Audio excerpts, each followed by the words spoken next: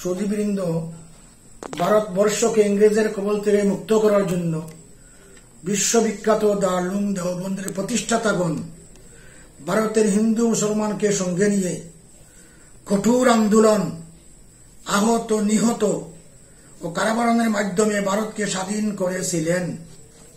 তারপর ভারতের সংবিধানে দেওয়া অধিকারের ভিত্তিতে উক্ত মাদ্রাসাটি 158 বৎসর থেকে পরিচালনা করতেছেন। অতঃপর রাবেতায়ে মাদারিস ইসলামিয়া আরবিয়া দারুল দেওবন্দ তথা সারা ভারতবর্ষের কওমি মাদ্রাসা বোর্ড প্রতিষ্ঠা করেছেন। এই কেন্দ্রীয় রাবেতা বোর্ডের কর্মকর্তারা ভারতবর্ষের প্রতিটি রাজ্যে রাজ্যিক রাবেতা বোর্ড গঠন করেছেন। ত্রিপুরা রাজ্যেও উনারা রাজ্যিক রাবেতা বোর্ড গঠন করে দিয়েছেন।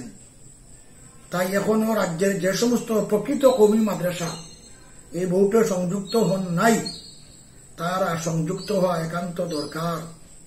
সাথে সাথে মাদ্রাসার রেজিস্ট্রেশন করাও দরকার। ভারতবর্ষের কোন রাজ্যে জমিয়তের মাধ্যমে মাদ্রাসার কোনো বোর্ড নেই। কেন্দ্রীয় জমিয়তের কর্মকর্তাগণ এই রাবেতা বোর্ডকে সম্মান দেন, মানেন এবং এই বোর্ডের সদস্য হয়েছেন। তাই মানুষকে বিভ্রান্ত না করে রাবেতা বোর্ডে সংযুক্ত হওয়ার জন্য অনুরোধ রইল।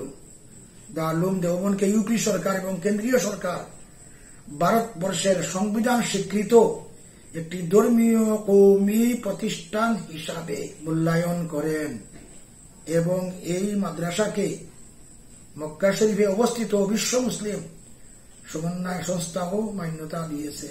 ইনশাআল্লাহ আর 2 দিন পরে দারুল দেওবন্দ সম্পর্কে ভারতবর্ষের প্রধানমন্ত্রী, রাষ্ট্রপতি, বিভিন্ন গণ্যমান্য ব্যক্তিবর্গরা কি বলেছেন এটাও প্রকাশ করব। ইতি মুফতি তৈয়বুর রহমান সভাপতি, ইসলামিয়া আরবিয়া ত্রিপুরা তানিকুল মাদ্রাসা বোর্ড সদস্য, রাজা ইসলামিয়া আরবিয়া দারুল দেওবন্দ তথা অল ইন্ডিয়া কওমি মাদ্রাসা বোর্ড। আশা করি জনসাধারণ এবারে গুরুত্ব দিবেন, বুঝবেন।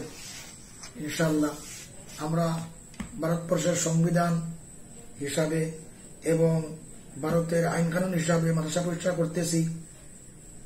কোন প্রকৃত মাদ্রাসা দেশ বিরোধী কাজ করে না, দেশের সংবিধানকে মান্য করে না, মানুষের মধ্যে ভ্রাতৃত্ববোধ প্রতিষ্ঠা করে এবং অরাজনৈতিকভাবে ওই মাদ্রাসাগুলো চলতেছে।